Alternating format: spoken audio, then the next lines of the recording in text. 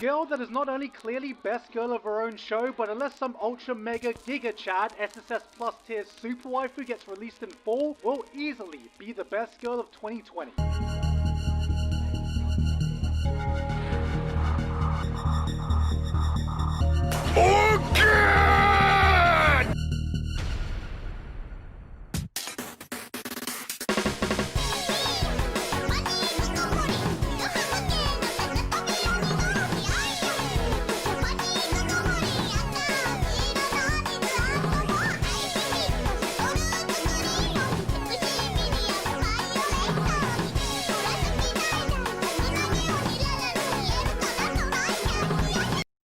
So, the fall 2020 season has begun, and with it, a new challenger approaches.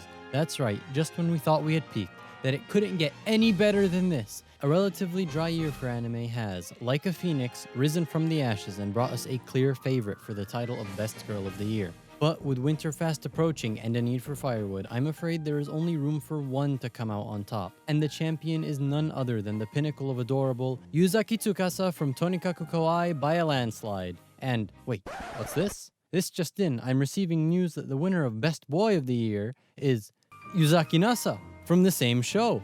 Why do they have the same last name, you ask? Well, that's simple, because they're married, of course.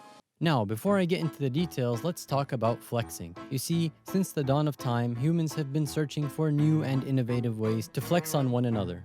Flexing comes in all shapes and sizes, but the one thing that all flexes have in common is that the people being flexed on usually don't like it. So, color me surprised when I found my favorite anime of the season to be, in and of itself, the biggest flex I have ever experienced. You see, this diabetes on a screen only exists because the author himself got married and wanted to let the whole world know. At this point though, can you even really call it a flex? Is this maybe what they call sharing your happiness? Probably, and even if it wasn't, I really wouldn't care, because let me tell you, this series is gold, though you wouldn't expect any less from Hata-sensei, who wrote Hayate no Gotoko. Flex or not, Tonikaku Kawaii is a unique rom-com that breaks the mold that the genre usually finds itself sticking to. We start by following our MC, Yuzaki Nasa, a boy who's named after a space program and who has the drive to reach the speed of light before NASA does. As he's on his way to his high school entrance exam, he's entranced by what you could call nothing other than cute. And when he attempts to call out to said cute, the author makes a last-minute decision to switch genres, as Truck-kun claims yet another victim and Nasa is transported into another world. Except not really. Instead of reincarnating as a vending machine in another world, the cute from earlier manages to save him from his near isekai experience. And as she is about to disappear as quickly as she appeared, our severely wounded MC has a choice to make. Does he A, go to the hospital, or B, cute? Yep, despite blood literally gushing out of his head, Nasa never forgets what's truly important and manages to catch up to the girl from before and ask her out, which she agrees to do, on the condition that he marries her. And then he agrees with no hesitation. It's brilliant. There's no logic to it. It's just cute. A weekly dose of pure sugar being injected into my veins is not what I thought I wanted. But it turns out it's exactly what I wanted. Watching this show just makes you feel happy. And in a time where the world is constantly on fire, what more could you want than some unadulterated wholesomeness to help you wind down? And what better person to make you feel happy than the personification of cute herself? Hinagi. Tsukasa isn't just best girl because she's cute, even if that helps a bit, but because she's reasonable and down to earth. The kind of girl where the most important part of the wedding isn't the ceremony or the rings, but being with the person that they love. Simple things like occasionally being called cute are enough for her to be happy.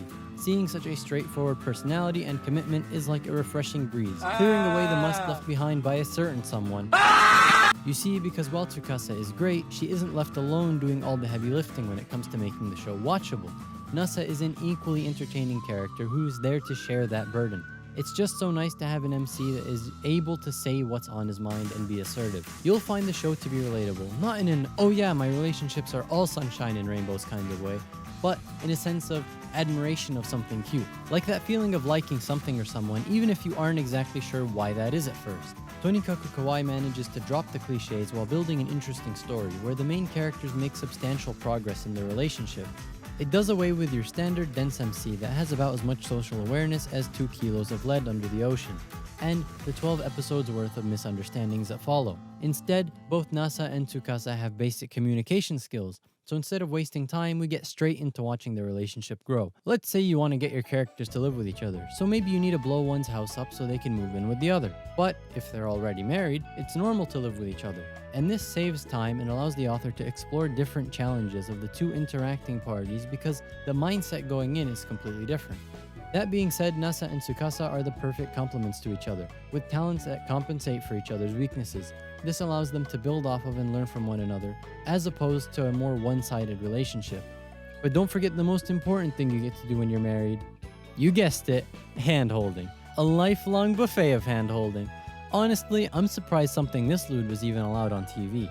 Watching Tsukasa and Nasa adjust to their new circumstances is both entertaining and fascinating, as they see their priorities actively shift and start paying attention to things they usually wouldn't have. They manage to settle down without slowing down. We find that their marriage is turning usually mundane things like mattress shopping or introducing your spouse to your friends into a wholesome experience. It goes to show that you really don't need crazy intrigue to have something amazing.